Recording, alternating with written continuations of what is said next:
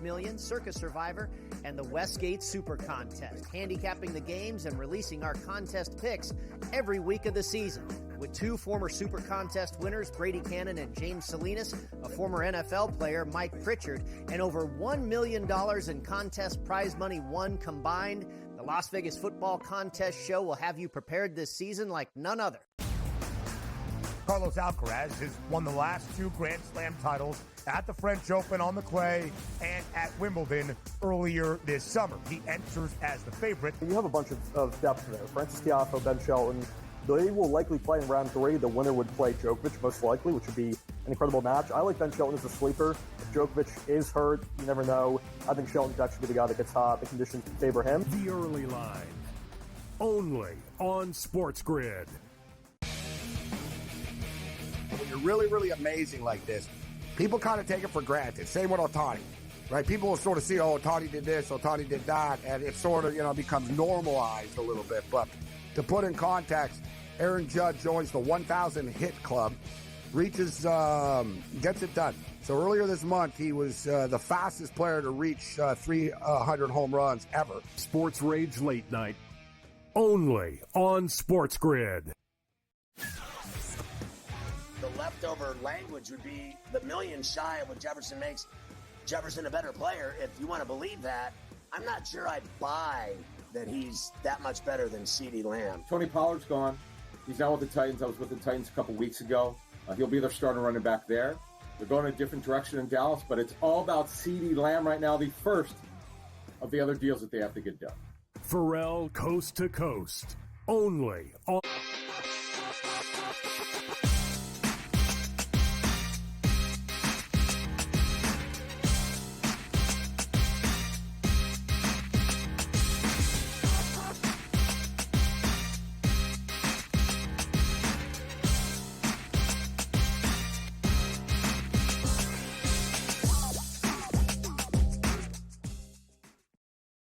Decisions right here on SportsGrid. We're happy to have you on a Thursday night. I am Kevin Walsh. We have an hour to set it up for you here with the focus, of course, coming in the National Football League. Week number 9, we do this dance as the Jets are home against the Texans. We will be checking in with your NBA slate as well. If there's any picks on the ice, we'll try and locate them.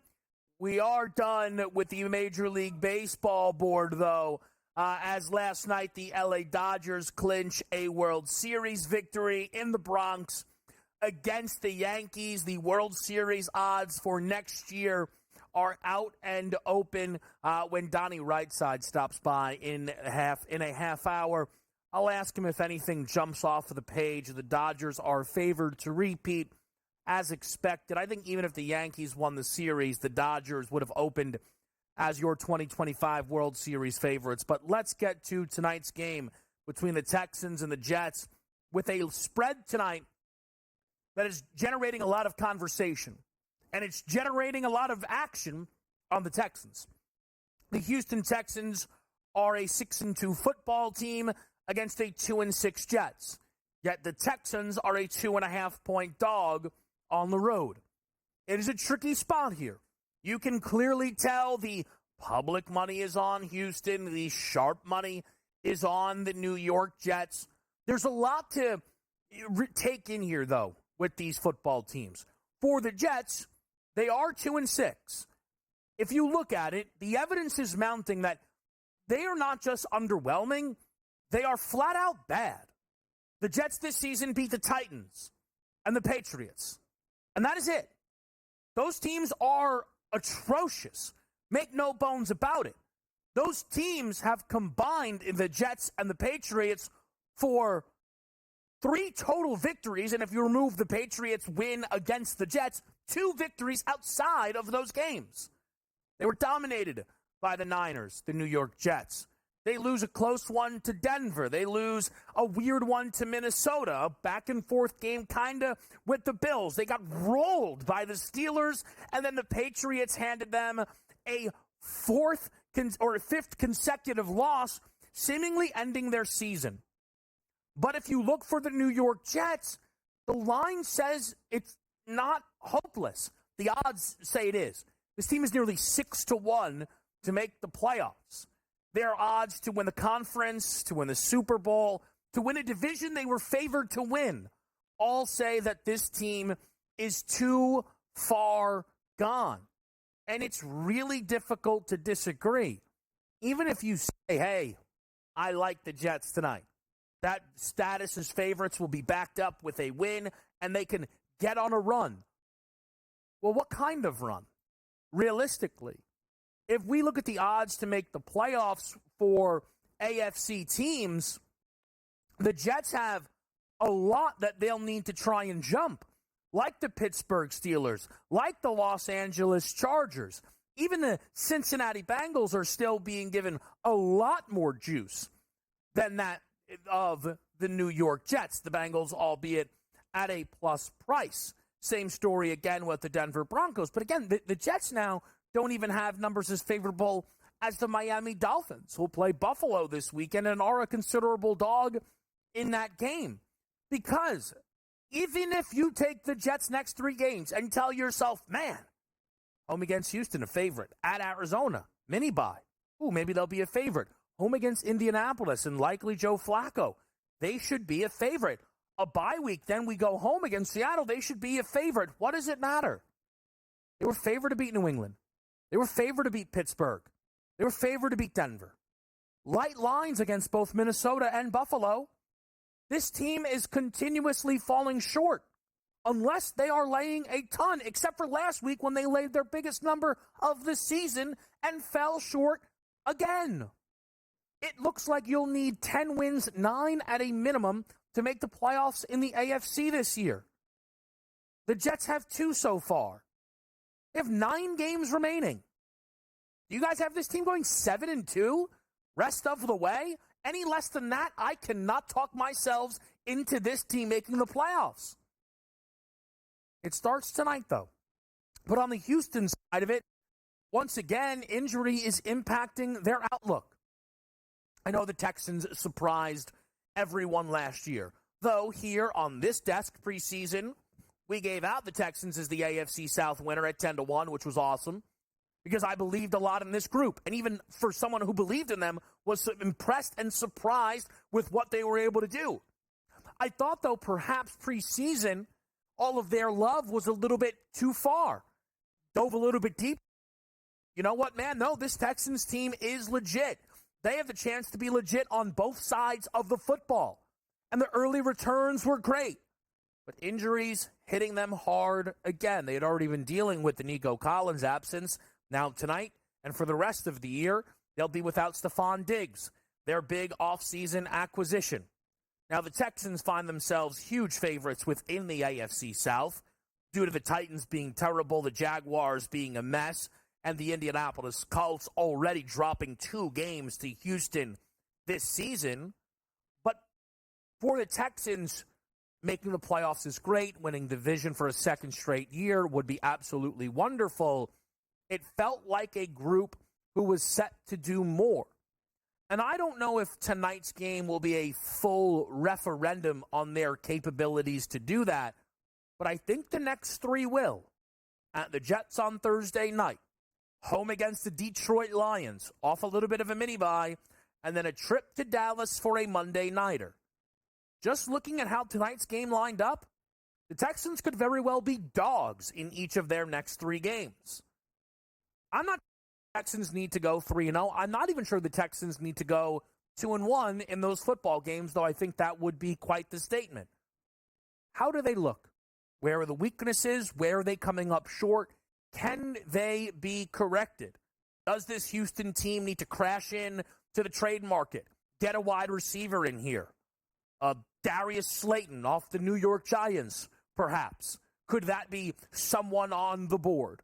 Are the Saints looking to part ways with Chris Olave? Could we see, again, some blockbuster deals? I don't know. But are the Texans going to be looking to get into that market? Their secondary is a little bit banged up. It has been for some time. Will the Jets be able to take advantage? It's possible. But looking into tonight's game, a lot of people are trying to figure out, how do you attack the pass-catching room with the absence of Nico Collins for now and Diggs for the season. Tank Dell's numbers shoot up. He's at 56.5. Dalton Schultz is catching a lot of eyes with his prop tonight at 40 and a hook. I'm a little bit drawn to Xavier Hutchinson, though. Xavier Hutchinson's number is 19.5, but as far as wide receivers last week, his snap count was second best. Perhaps some sneaky value on Hutchinson heading into this game. There's a lot of value in this game, though. We'll try and find it on not just the Houston side, but the Jets as well. What is this game going to look like for Devontae Adams? Third time around with his old running mate, Aaron Rodgers. Garrett Wilson getting his. And will we see Breece Hall break out?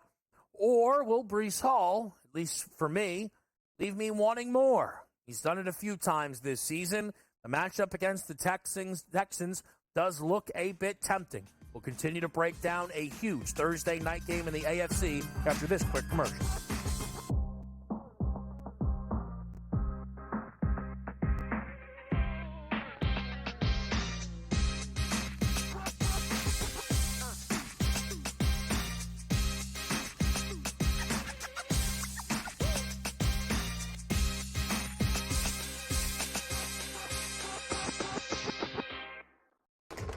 Enter into the magical world of McLuck.com, where even the smallest of spins can win real cash prizes. Adventure into over 1,000 of the best Vegas-style slot games. So what are you waiting for? Unlock your free welcome offer today. Join the fun where winners play and players win.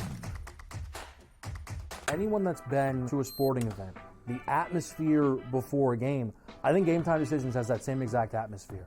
This is our arena. This is what we do. There is going to be an energy to Game Time Decisions that you will feel night in and night out. The excitement you get when you lock your bets in, when you're figuring out what you want to do, we can zone in on the biggest games each night. I want this to be the place that people come to before the game starts so they feel as ready as possible to lock in their cards. We are going to hit every single one of those markets that you need to know about. We're going to go through every single thing, and I've got a great team behind me that's going to help me get the job done. There is not going to be a better place, I promise you, than Game Time Decisions to get that new information, react to it, and be able to then bet accordingly. We will have everything at our disposal, and we will use that to our advantage. I'm Kevin Walsh. Tune into Game Time Decisions from 6 to 8 p.m. Eastern on SportsGrid. Your gut says Miami is going to win, and you should take the over. Your gut also said your NFT selfies would only go up in value. They didn't. But your head is on SportsGrid and knows the QB is in concussion protocol. The backup has a 45 QBR against the zone coverage. The New York D has the most sacks in the league. So yeah, trust your head. It's smarter to be on SportsGrid. Right here with you on Pro Football Today on SportsGrid. Odds in motion, trying to see what lines have moved throughout the week. Never felt more comfortable in this set than I do for this year. I'm just getting angry. The hot takes are going to be here all long, people. What in the world is going on in Miami, guys? It's not particularly anything to shy away from just because many people are on top of it. Hot take, hot take. I think this line is asking you once again to take New Orleans. Pro Football Today, only on SportsGrid.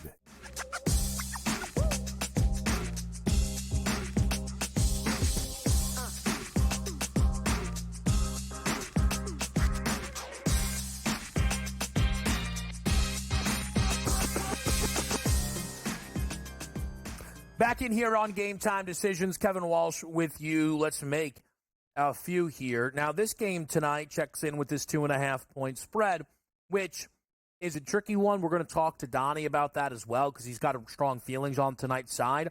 I'm a little more gravitated towards this total, despite the fact that it is Halloween, and a happy Halloween to everyone out there. I do wish I was wearing a costume for you. I may or may not have been told no. That's okay. I'm not salty about it. I'm not. I got the fit off. Don't worry about it. Last week we were making it happen. I just feel bad for you. You were robbed a little bit of not just me, but what would Lacey have worn? Can we get costume guesses at SportsGrid? What do you think Joe Lacey's Halloween costume would be? I wouldn't mind to see those trickle in. Now, I am interested in this total. Maybe I'm going to be, I'm going to go as Joe Lisi for Halloween this year. I'm interested in this over at 42.5. I know it's Thursday nighter. I know we expect lower scoring games. There's a few things at play here. So the Texans' injuries, we know them, right? Stephon Diggs, Nico Collins, that's where a lot of eyes are. But they have injuries within their secondary as well.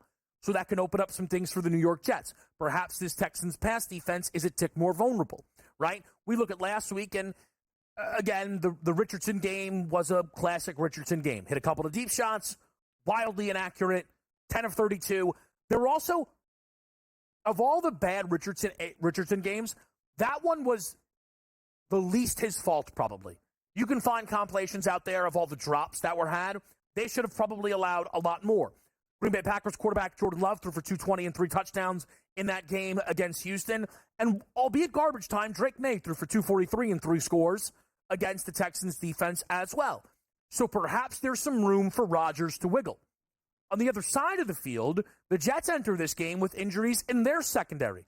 A pair of safeties are down for this matchup. So I understand that C.J. Stroud is going to be without Diggs and Collins, but let's remember, Stroud took this league by storm. There was no Stephon Diggs. Nobody even knew who Nico Collins really was as it pertained to this football team. Tank Dell was just a rookie. They also lost Tank Dell in season. The heart and soul of the Texans is C.J. Stroud, right? And what he can do and what he can bring for this football team here. And getting through some arguably light numbers for C.J. in this matchup, 222.5, feels incredibly in bounds, right? Where Josh Allen threw for 215 in that game against the New York Jets, but on 8.6 yards per pass attempt there. They ran it a little bit more. Russell Wilson threw for 264, and Drake May was off to a fine start, but all of a sudden you get, Jacoby Brissett in. That kind of changes the calculations a little bit. That's the New England Patriots offense for you. I think these offenses can surprise. I think the injuries to the offenses are vastly overshadowing injuries to the defenses here. So that, to me, is one thing that I'm going to be trying to look for and be 500-plus passing yards for these quarterbacks here, right? I know a lot of you out there are boost players, right? Maybe you take both quarterbacks and throw for 200-plus. It's just something to keep these guys within range. I think for the, C.J. Stroud-led Houston Texans, I know they've been relying heavily on Joe Mixon, 20-plus carries and, 2 straight games now, a 20.5 rush attempts prop. But does that mean we watch the Jets step up in this game and look to stuff the run? Efficiency-wise, Patriots couldn't get anything going on the ground. Drake May broke a huge run there, had 3 carries for 46 yards and a score. Ramondre Stevenson, 2.4 yards per carry, and Antonio Gibbs was 1.4. Backfield was abysmal. I'll tell you now. And listen, they're low numbers that people are taking within their parlays, and it's a huge volume expected. You won't see me have any Joe Mixon tonight. I'm not comfortable with Joe Mixon being booked like Derrick Henry. I can't get there. 81.5 rush yards, 20.5 rush attempts. I'm not doing it. It's not going to happen. I'm zagging on that. I can't. I just won't. So that, and look, the Jets have been seeing a lot of rush attempts on them. Ray Davis, Najee Harris, since the Ulbrich firing. We understand that, but it's still not the direction that I'm going to go. I'm not sure I'm going to bank on that efficiency there. I'm just not. From the Jets' offensive side of it, one thing that jumped out to me when going through this Texans defense is the explosive run has really been hitting this team. 5 out of the last 6 Texans opponents saw a running back get a rush of 27-plus yards. We know Breece Hall has home run hitting capability. Again, that is the selling point of Breece Hall. We've not seen it with consistency this year, though, from Breece on the ground, breaking out with big explosive runs. He's had a few. Last time we were breaking down Breece Hall in prime time, he hit one that he should have scored on, and I still, quite frankly, don't understand how he didn't score on. But a 16.5 number in tonight's game is something I think he can get through. So that's something that I'm a little bit interested in as it pertains to Breece Hall, but then begs the question, do we get Breece through the 65.5? Do we play Breece a little bit more effectively? Because all of a sudden, the split between Breece Hall and Braylon Allen isn't much of a thing anymore, right? Brees has completely created that separation. I know Braylon Allen was able to snag a carry off a haul last week in the red area, but I wouldn't go off of that in terms of who's still going to be the guy for this Jets rush attack. On the Jets pass attack, way more narrative built than any deficiencies that I was able to find within the Texans defense so far. But Davante Adams has shown up for the Jets, and he plays almost every snap. So he's out there. Allen Lazard is out again. So in terms of Rodgers' running mate, there is no more guy out there ready and willing to break out than Davante Adams. It's not happened yet. One of the reasons why is Davante Adams doesn't have a catch of 20 yards since he's joined the Jets. It's only 2 weeks, but it still stands out. His longest reception prompt tonight is 22.5. I am interested again in this game playing Davante Adams through some numbers and through some alts, because I don't know if this game will really long-term matter for the Jets, but, man, this is a gotta-have-it step-up spot. And if we can all agree on that, then perhaps Rodgers really dials in on his guy, his number one, and peppers Davante Adams nonstop here in this game. We're going to switch over to the NBA next. It's Game Time Decisions.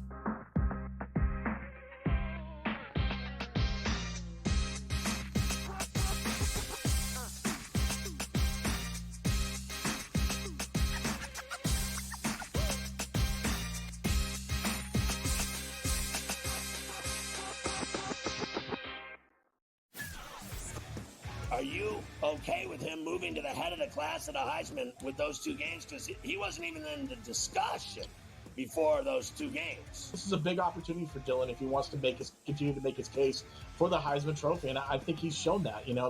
What is he, a sixth-year player who's going to probably end up setting most of the passing marks because he's been around for so long? So why not also throw a Heisman Trophy in the mix? Pharrell Coast to Coast. Only on SportsGrid. Anyone that's been to a sporting event, the atmosphere before a game, I think Game Time Decisions has that same exact atmosphere. This is our arena.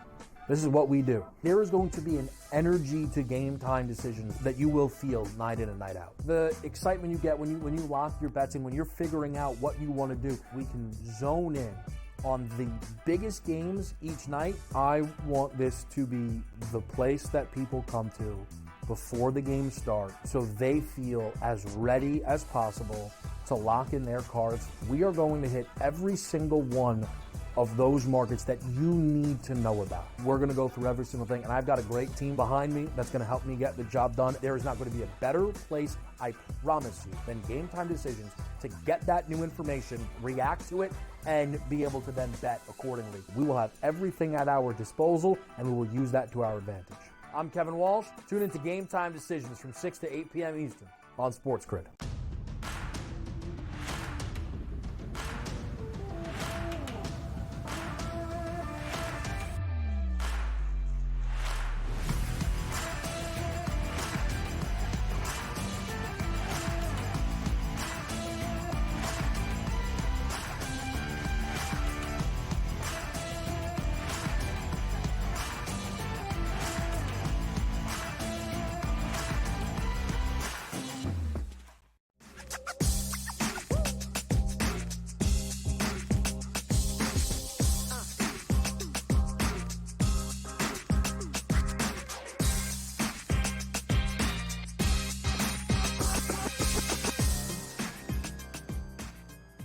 Okay, back with you here on SportsGrid. Tonight's NBA card gets us 4 games, 8 o'clock start on the slate with Memphis hosting Milwaukee. And some wild movement has happened within some of these games, including Milwaukee and Memphis. That total there, you see at 232.5. It's come down a tick, 231 and a hook. It opened significantly lighter this morning, though, or overnight at 223. I saw people talking about there. I was a little interested in maybe trying to sell the top of the market. I mean, 232.5 is the number we saw for when Milwaukee played Boston. With Memphis and Boston, I mean, the comparables there are largely non-existent. The tough part of this, though, is the beaten-up Grizzlies the team that we got all of last season that people convinced themselves we wouldn't get this season, yeah, they're coming back. Let me just say this on Memphis, okay?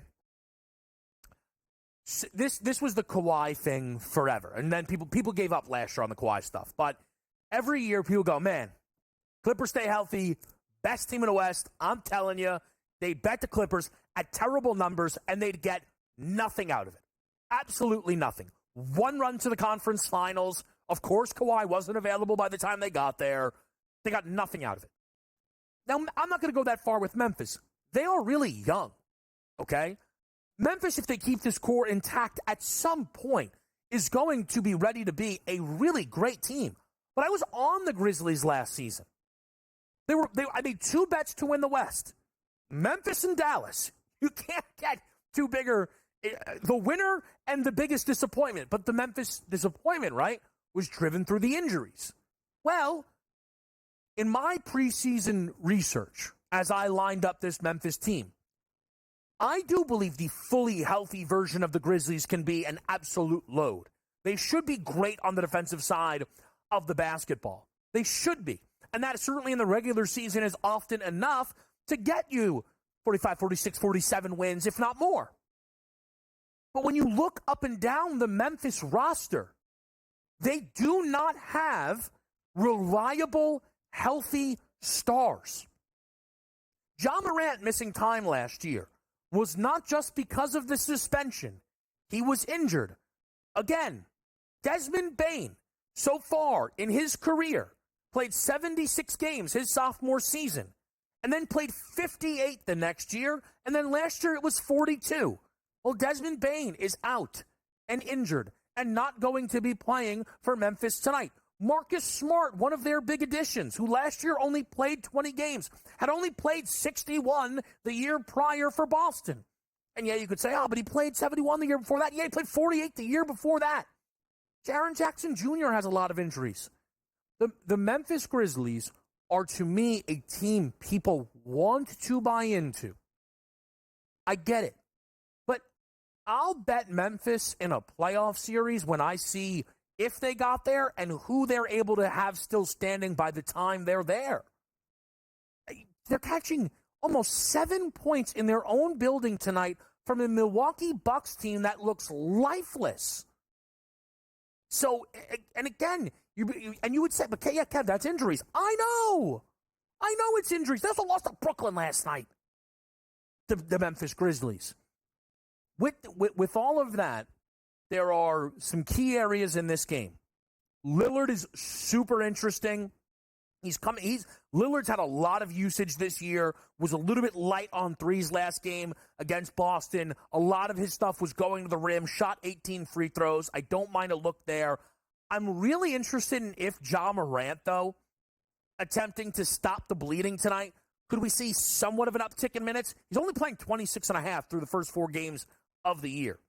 Ja Morant's coming off of maybe his worst game so far this season. I think Ja can get through a lot of numbers here in this game. I'm just waiting for full lineups. That's how it is with the NBA. I understand a lot of you hate that. I don't know. I'm an NBA guy. I'm used to it. I get it. You want to beat numbers. It's going to be tough. But if you're someone like me, I'm patient waiting. I want to make sure that everyone is in. Dallas is going to play Houston, laying 6.5 there. That Mavericks team's a wagon. Our preseason pick to win the NBA championship. I just love watching this team, and Luka's not even playing well. Looking for Luka bounce-back spots would have been an angle for me, but they've juiced up all of these Luka numbers. What about Klay Thompson, though? 14.5 points. First 3 games, he gets through those numbers with ease. I think that's something to keep your eyes peeled on. Larry Markkinen, questionable for the Utah Jazz, maybe the worst team in the NBA to open up this season. If he's out, which he might be because the Spurs are flipping to favorites, that could change a lot. And then Clippers Suns, lean Phoenix in that game. Devin Booker's going to continue to heat up. We've got Donnie Rightside in the building next.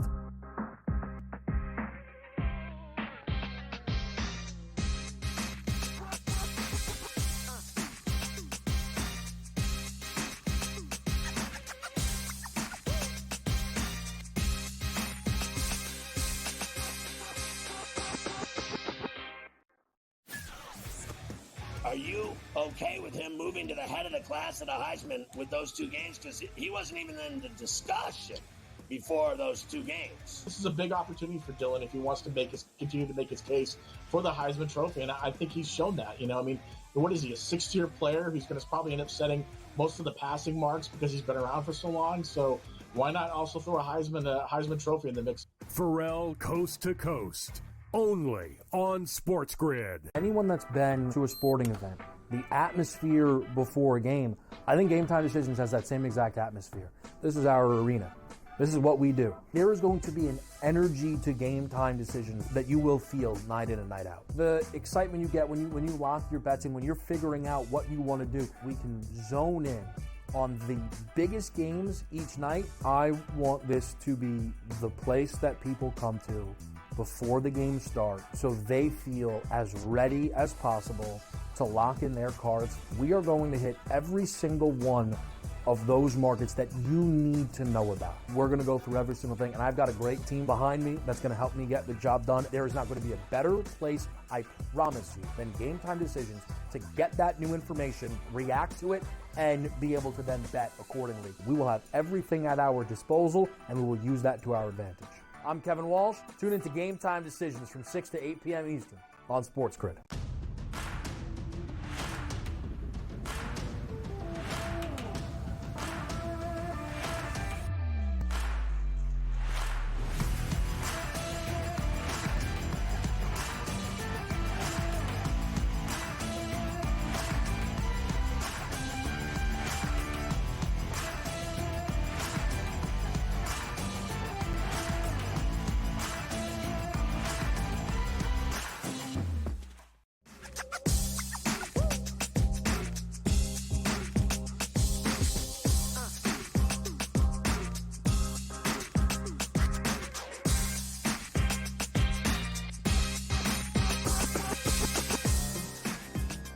All right, we're back with you right here. It is Game Time Decisions. Kevin Walsh with you, joined by good old Donnie Rightside. How we feeling, DRS? Feeling good tonight, man. Feeling like there's an upset brewing, which some people are like, ooh, what an upset the Jets would be tonight. Not so fast, people. The best team on the field tonight resides in New York. Let's get into this. You're super in on the Jets tonight. I want to try and figure out why exactly. They are favored in this game. Yes. So, and I know the answer to some of the questions I'm asking, but it'll allow you to explain to the people. Do you care? Like, there's a lot of people who think the Jets shouldn't be favored. Yes. Right? Mm-hmm. You don't care that you're maybe not getting a great number with the Jets when it comes to this game?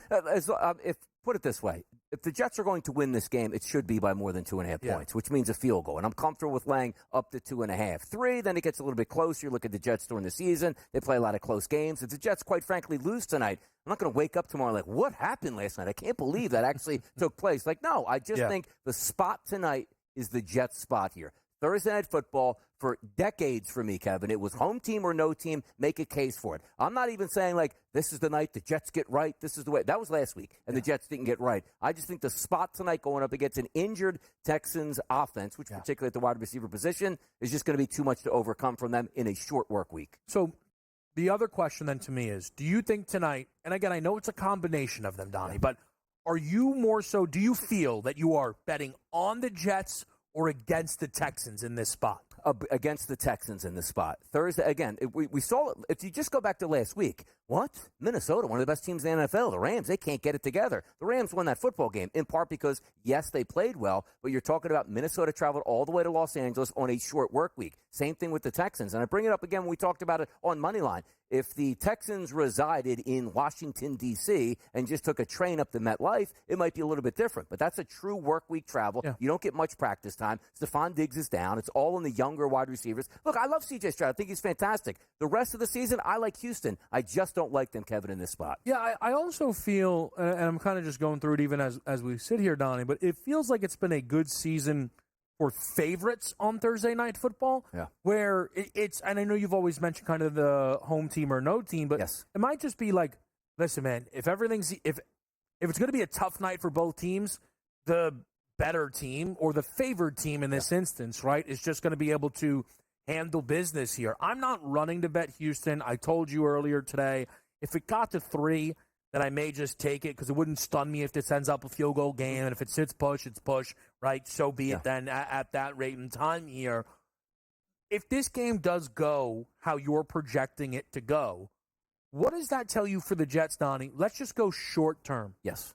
After this, they'll play Arizona off a mini-bye. Mm-hmm. They'll host the Indianapolis Colts. Yep. They'll hit a bye week and then host the Seattle Seahawks here. Could they rip off 4 in a row? No. Okay. Absolutely not. Because, and again, like usually you see my response, like, okay, they beat the Texans. The Cardinals, you can handle them. Ooh, the Colts with Joe Flacco, or who knows going to be the quarterback. The Miami Dolphins might be out of it that time. But look at the Jets' record at this point now. What gives you the confidence where you go up and down and say, ooh, the Jets can do it? They lost 5 straight games. Yeah. Them ripping off 4 in a row, 5. The reason why they lost 5 straight is they're not a great football team. Spots make sense tonight, it does. But if there's confidence, like, man, Cardinals 24-21. The Cardinals beat the Jets. What are you kidding? Like, no, that's what the Jets have done this entire season. Yeah, I think it's so interesting, though, because, and listen, I've been super critical of them because I just don't like the way things have been handled. Sure. Right? But we know that they should be better than their record is. Yes, 1,000,000%. Everyone, even their biggest hater, could agree on that. Right like now, just go by the losses there. The Broncos make a kick, you won that game. The Vikings, you don't have Aaron Rodgers, have anybody else at quarterback, you win that football game. The Bills make a field goal. Look at that. That's 3 straight wins right there. Yeah. Hey, the Jets are one of the best teams in the AFC. They should have had a 9-point lead at half against Pittsburgh. Yes. And Rodgers throws the pick, and all of a sudden it flips the game on its head. Absolutely. Right? New England, how the heck did they lose to the Patriots last week? And it wasn't even like, we spotted them, we spotted them a huge lead and we could never crawl out of it. That's not really what happened in that game, right? Especially then when you grab a lead with 2.5 minutes left, like, all right, we just got to stop Jacoby Brissett here. We've kind of weathered the storm. But when I do look at the schedule, Donnie, and we can only do, projections off of just based on what the numbers are, I guess, going to be, right? Yeah. They're favored tonight.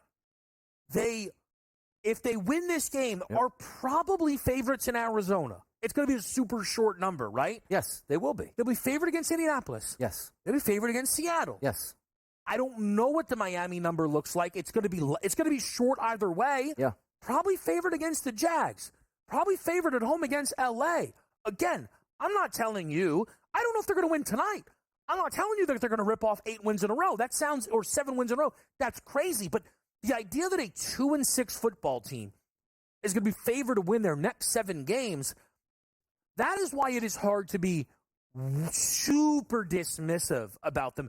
Or we're going to have one of the best betting opportunities the NFL's ever presented where you can bet against this team for 7 straight weeks. Exactly. And making money. Yeah, like it's 60-1 for the Jets, not to win the Super Bowl, Kevin, to win the AFC, which is a crazy great number until you realize again, the Jets have 2 wins. It's not as if they went on the road and beat the 2 best teams in the NFL. Like, hey, we went on to Kansas City and beat them at Arrowhead. Yep. You beat the Titans and you beat the Patriots and you lost to the Patriots and you lost 5 straight games. That's what we have to go off of because it's easy to get caught up in what the Jets are. Wait a second. They have Aaron Rodgers at quarterback. They're healthy on the offensive line, and it's decent. 2 really good running backs, 2 really good wide receivers, a defense chock full of all pros. Sign me up on 60-1. And then you realize the last 5 games going like, there's a reason why they're not winning these games. But having said that as well, there have been some fluky things that happened throughout those games. But then the end gets cut when you play the Steelers, and they absolutely dismantle you in that second half. Oh, that's bad. Okay, it's a get-right spot against the Patriots, one of the worst teams in the NFL, the least talented team, who Drake May was their one bright spot. He exits after being like 3 of 6. Yeah. Jacoby Brissett, who can't move the football at a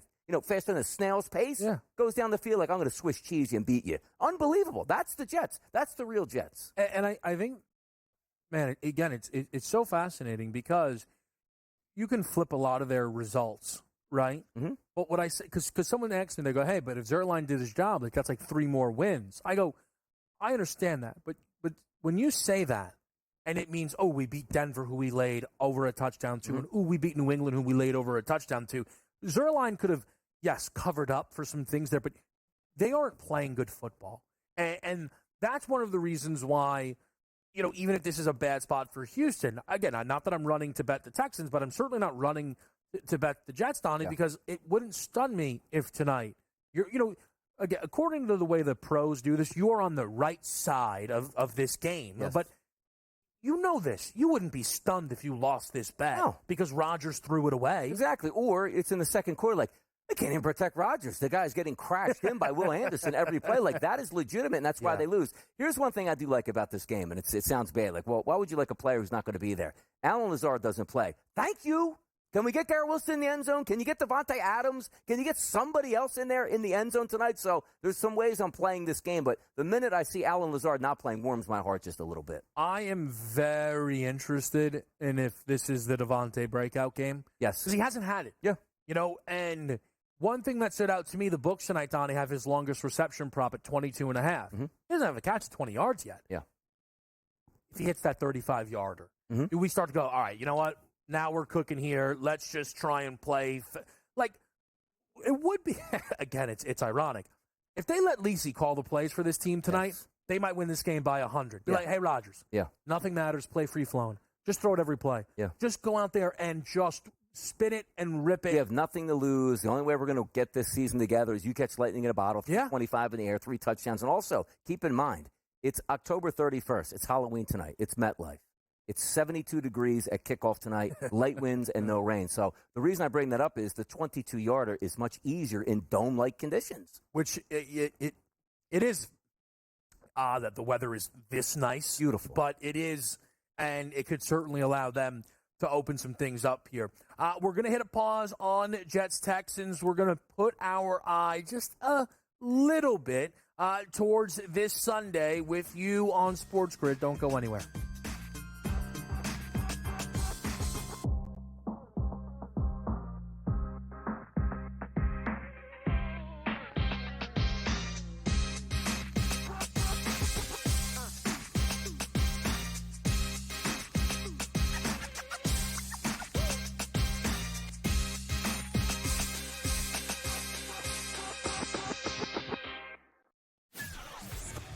Are you okay with him moving to the head of the class at a Heisman with those 2 games? Because he wasn't even in the discussion before those 2 games. This is a big opportunity for Dylan if he wants to continue to make his case for the Heisman Trophy, and I think he's shown that. I mean, what is he, a 6th-tier player who's going to probably end up setting most of the passing marks because he's been around for so long? So why not also throw a Heisman Trophy in the mix? Pharrell Coast to Coast, only on SportsGrid. Anyone that's been to a sporting event, the atmosphere before a game, I think Game Time Decisions has that same exact atmosphere. This is our arena. This is what we do. There is going to be an energy to Game Time Decisions that you will feel night in and night out. The excitement you get when you lock your bets in, when you're figuring out what you want to do, we can zone in on the biggest games each night. I want this to be the place that people come to before the game starts so they feel as ready as possible to lock in their cards. We are going to hit every single one of those markets that you need to know about. We're going to go through every single thing, and I've got a great team behind me that's going to help me get the job done. There is not going to be a better place, I promise you, than Game Time Decisions to get that new information, react to it, and be able to then bet accordingly. We will have everything at our disposal, and we will use that to our advantage. I'm Kevin Walsh. Tune into Game Time Decisions from 6 to 8 p.m. Eastern on SportsGrid.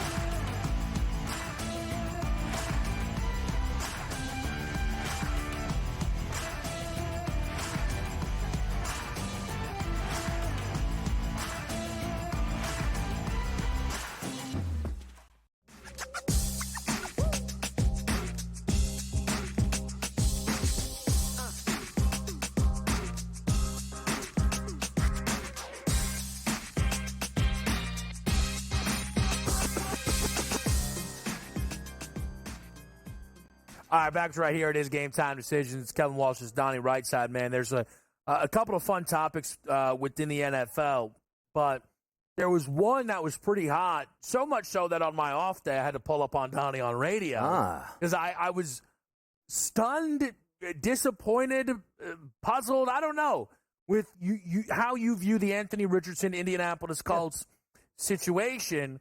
To kind of give people my side of this here, I understand anyone who believes Flacco is better than Richardson. I, in this moment, probably believe it too. I don't think that matters. The Indianapolis Colts could make the playoffs this year. I think the world of their head coach in Shane Steichen. Anthony Richardson has 10 career NFL starts. He was super raw coming out of Florida. He's only finished, I think, 7 of the NFL starts that he has. Benching Richardson for Flacco to come in is just super bizarre to me. I feel like you cannot be done with Richardson already. It feels like we are moving on from quarterbacks at an insane rate right now anyway in the NFL, Donnie, and the Colts' decision to do it feels like one of the worst. See, we're not getting the total story on this either. If you're just looking at statistics, Anthony Richardson stinks. A lot of quarterbacks stink through their first 6 to 7 starts at this point. But the one thing you can't do in an NFL game with a locker room is say, all right, I just ran around a lot. Coach, put me on the sideline. The quarterback's the only person that is not allowed to do that and say, I'm tired, I'm tapping out. Let me ask you something before you go forward, though. Mm-hmm. I'm not going to say that. Listen, it was obvious. I think did he make history? Is he the first quarterback to do it? Right? Like, no. I think he is. Yeah. No, I think you're right. I think he genuinely is the first quarterback to do it. But also, Donnie, he plays the position in a way that, for the entire league's history, has never existed until the last 5 years, where it's more normal. My point is, when Saquon hits a 50-yarder, he comes right out of the game. Yeah. Right? When CeeDee Lamb runs a 50-yard streak, he usually will pop out of the game. I understand the optics. I'm not saying it's great. But do we have to pretend that the play that Richardson left, he was on the sideline, looked like he was going to pass out. Yeah. Yes, you wish he was in better shape. But, Donnie, it wasn't like he dropped back to pass, 3-step drop. He's like, man, I'm a little beat out here. He was shaking off 400-pounders to scramble. It's a rarity what Richardson is doing at the quarterback position. See, and I understand that argument. And again, I'm pretty sure he did not get benched solely because he tapped out of a football game because he was tired. This is something that builds up. And if you're a head coach in Shane Steichen, who I love, and he just needs a quarterback, and that team is going to take off, and maybe it's not Richardson. But you also have to understand sometimes young quarterbacks, Kevin, are immature, which means maybe they're not working hard enough. Maybe they're not in their playbook. Maybe they're not practicing hard enough. And when that shows up in the game as well, because there are players in the past, let's equate it to the NBA early 2000s, Kevin. Allen Iverson. The guy didn't practice. He didn't show up to practice. He didn't care about practice. He showed up late to practice. Turn the red light on, that guy dropped 30 points, played the entire game, and never had an issue with anything. Right. You would live through that. But if Allen Iverson didn't show up to practice and then the next day shoots 4 of 16 is like, I'm just really tired and coming out, you're going to have an issue with that. So I do want to hold judgment on Richardson because I don't know if we have the full story, because if we're having talks, which there are now, that they're losing the locker room, that's not because the guy came out for one play. That's because the veterans on the team go, Coach, if we just have a quarterback that can run our system and keep us in games, we're going to win. This kid not only goes out on the field and underperforms, but we see him on a day-to-day in practice. Hey, guys, we're getting that extra lift in. Where's Richardson? I already went home at this point. Yeah. Maybe it's something like that, so I do want to hold judgment. And I think that is certainly plausible. We don't know. This then goes to a topic that you and I have kind of had back and forth conversations on, though. But then, Donnie, maybe we need to stop starting these kids the second they get to the NFL. I understand that you were like, ooh, if the Patriots don't play Drake May, then that means that they have the worst quarterback. But, Donnie, if you're telling me that the way the NFL now is going to work is if you put a kid out there and if he's not great within 5 games, we got a mutiny on our hands? This can't operate like this. No, it doesn't. And sometimes, fans get a little bit boisterous, their owners as well. But we can't have it both ways, because you're putting guys out there like C.J. Stroud that look like an MVP day one, number one. Yeah. You're looking at Jaden Daniels right now, looks sensational. Yes. You see the flashes from Caleb Williams being that number 1 overall pick, which means there's going to be other guys we think are busting out, like number 1 overall pick Bryce Young from Carolina. Mm-hmm. That's the issue that we have, because it's not like, hey, here's what you do. Sit them 2 years, then play them, and everybody goes to that path. Other teams get upset when they go, wait a second, that kid just played and it looks like they're going to make the playoffs their first year, and our guy can't get in because he's not ready yet. Put him in there. And also, do you remember last year when Anthony Richardson started? And we were saying to ourselves, wait a second, that's a bad move. It sounded like the owner was getting a little bit, hey, man, put that guy out there. Let's see what he has. And Steigen's like, all right, well, I'll let it go, because we didn't expect him to play that much last year, or start, I should say. Yeah. Well, there are some people, again, it's speculation, who think to themselves, ooh, Irsay got involved again. Yeah, he probably did. Which, maybe he did, right? Again, would it surprise anyone that Irsay went, Flacco's better than this kid, get him out there? No, it wouldn't. Yeah. It wouldn't in the slightest. But that, I think there is this really weird thing now, Donnie, and this is a much bigger level, but with the money that is now available for quarterbacks in college with NIL, We used to think, are you nuts? Get to the NFL, make your money, eye on the second contract. None of them should leave. Unless you are like, I'm going to be drafted in the top 10, I would never leave college football if I was one of these quarterbacks. And also quarterbacks now, like in the past, you're just thinking at normal, like, okay, 32, 33. These guys, every single penalty is designed to keep the quarterback upright in the pocket and have him play longer. If you're a good quarterback, if you get to the NFL at 22 as opposed to 20, you might still be able to play till 36, 37, 30. Joe Flacco, close to 40 years old at this point now. If you're a good quarterback, you'll last long and you'll have 5 contracts, not 2 contracts. And also, it used to be in the past, Kevin, you didn't have the slotted position. So when you went round number 1, you were number 1 overall pick, you got $175 million with $100 guaranteed. Yeah. Now you don't have that, but still, you're right. If you're a second rounder or a third rounder and go, it used to be, you better come out now because if you have a bad senior year, you're never going to get drafted at that point. I better hit one, like the Dwayne Haskins of the world, right? You have to come out immediately because we don't know where you're going to be next year. Now you stay in school an extra year, you're better for it. Quinn Ewers, right, who we both think Texas is starting the wrong quarterback. And they're like, ooh, he might shut it down to go to the draft. No. If that kid has eligibility and Texas is going to go to Arch, he should go quarterback Texas A&M. Yes. Like, Quinn Ewers will make great money. If he stays in college, what's he running off to the NFL for? It just, again, the Shedeur Sanders of the world, if Cam Ward's of the world, but again, Cam Ward stayed back, right? Because his draft status, and look at what that's done for him. It's just, the NFL doesn't seem super interested right now in nurturing the quarterback position. Either you hit the ground running or we're going to have major, major problems. World Series 2025 odds are out. Where is the value? The Dodgers? Maybe. We'll talk about it.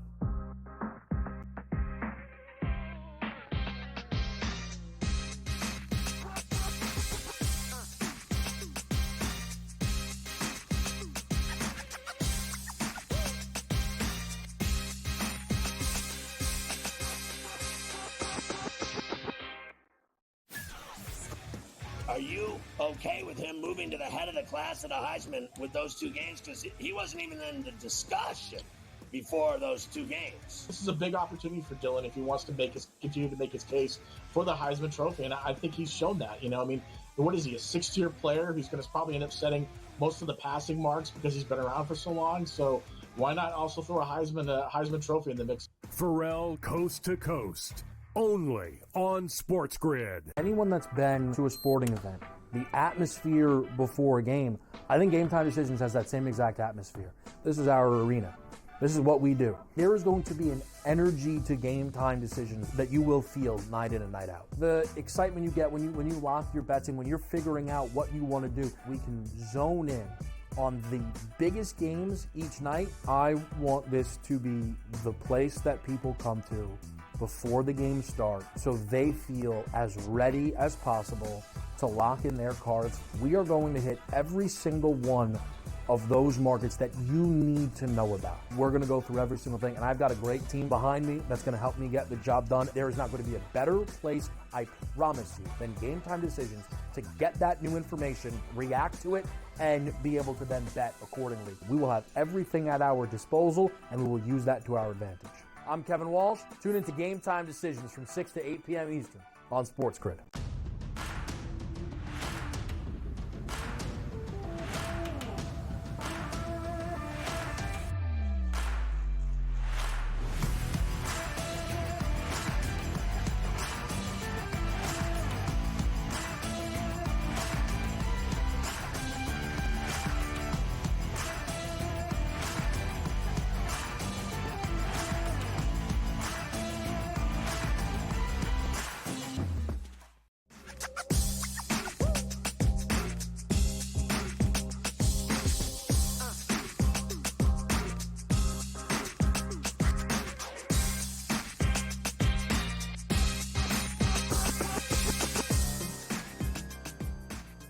All right, we're back to right here. It is Game Time Decisions. We are closing out, or we did close out, the Major League Baseball season, Donnie. And I've always liked whenever a season ends, you just put your eyes on their next year's odds, you poke around, and then you kind of forget about it for a while.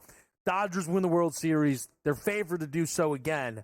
I think they would have been favored to win the World Series even if they were eliminated in round when they played the Padres. Like, I think this is where they would have been.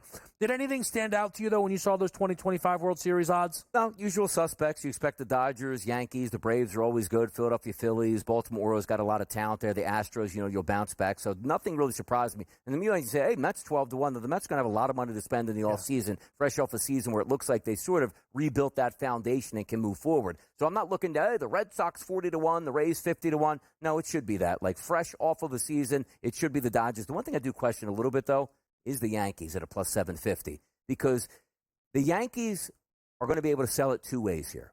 Mm-hmm. And I don't even know which way might even be smarter, because if you say we're going to bring back Soto back, what did they do last year? We signed Judge. We improved our team. No, you didn't. You just spent a lot more money on Judge.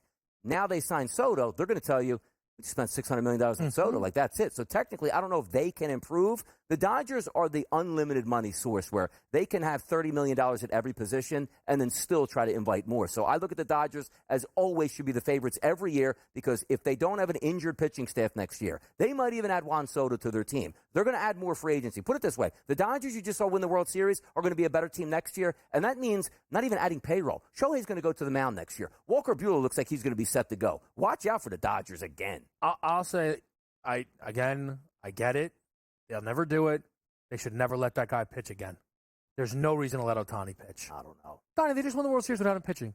Why would you risk him blowing his arm out again, and then you don't get the bat either? Why? You got the bat anyway. Blew his arm out and still played. No, but if he blows it out again, like, there's going to have to be missed time, right? I don't think he can. Is there, though? I think so. If he has to get Tommy John surgery, he can't then hit. Like, he doesn't have to throw. You're not in the field. You know what I mean? That's why I was able to come back so fast at this point. Yeah. So if it's like, hey, Tommy John, or it's coming up on the list, you just slow it down and be like, I'll just probably delay it here. But I know it's going to sound silly. Again, I know this is why they paid him what they paid him. But what you just said, right? Like, the idea that is they're going to next year get Glass now for the full year, and Buehler will be back. Yes. And I don't know, Kershaw's like never going to retire. Mm-hmm. There's probably like 4 kids in there, minors, that are all going to be aces. 100-mile-an-hour pitchers. Yep. Like, I just wouldn't do it. He won an MVP runaway style with just hitting. Just let him hit. That's how I see it, but I'm sure that's probably not how they'll do it. When you close the book on a season, usually one's around the corner. Monday, college basketball starts. I know you have an MO on college basketball. Would you like to tell the people what that is? I have a what? And how you view college basketball in November. Let's get something straight here. They're playing in ballrooms, on cruise ships, on battlefields, on wherever they're playing. If we just started college basketball after the new year, we'd all be better off for it. Does anybody watch college basketball in November, December? The answer is no. Nobody does. That isn't the answer. I think the answer is no. Let me ask you this, though. Again, I know betting-wise you're going to be very reserved because that's how you are with college basketball. Yes. Any juice for you around the college basketball season? There seems to be, I feel like Cooper Flagg's going to put a lot of eyes on the sport, because we've been missing, and you and I have had this conversation, right, where every year, like, the NBA draft runs around, you joke, how are you going to have a show about that? There's no players that anybody knows. Like, for the first time, like, the projected number 1 pick is actually playing college basketball this year. Yes. Well, I've always been somewhat, I don't say a Duke fan, but your eye on Duke because they're always good. This year, they're going to be extremely fun to watch, but I'm going to tell you right now, if you gave me a list and say, Donnie, write down college basketball players, I think I could write Cooper Flagg, Kevin, and I'm not sure I can name 5 more players. I'm being honest. So here's what I'll tell you about that. What will happen then, and I know that you're on, you are going to be surprised when you start to look into college basketball. Because, Donnie, I'm just going to read this to you. Because here's the thing. You know all these guys. Yes. The favorites to win the Wooden Award. Hunter Dickinson came back. R.J. Davis came back. What is he, 29? But can I just tell you, let me just say this. We'll end it at this, and then you're going to get a great pregame show led by Casey Hudson right here on SportsGrid. For the people who think that NIL ruined college sports, they're all back because of this. Good. That, like, you Stick kept around. stars around instead of Dickinson going over and playing in Europe, which would have, for what? Like, R.J. Davis is back. I can't believe that. He's definitely been at UNC for 15 years. You know, be good for college basketball? Bronny at SC starting this year. How about that? It actually, I still maintain he would have gone to Duke and not Duquesne, but that's a whole nother thing for a whole nother time. Donnie Rightside, myself, and Lisi will be live tonight. It's the pregame show next, right here, Texans Jets.